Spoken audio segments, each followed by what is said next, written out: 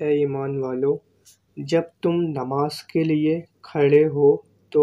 دھو ڈالو اپنے منہ اور کوہنیوں تک اپنے ہاتھ دھو لیا کرو، اپنے سروں کا اور ٹخنوں تک پاؤں کا مسح کر لیا کرو،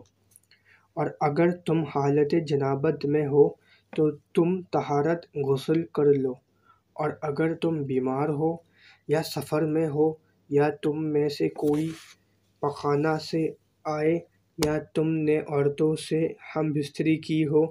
اور تم کو پانی نہ مل سکے تو پاک خاک سے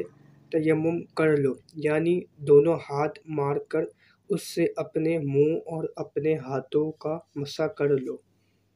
دیکھو تو اللہ نے کیسی آسانی کر دی۔ اللہ تو یہ چاہتا ہی نہیں کہ تم پر کسی طرح کی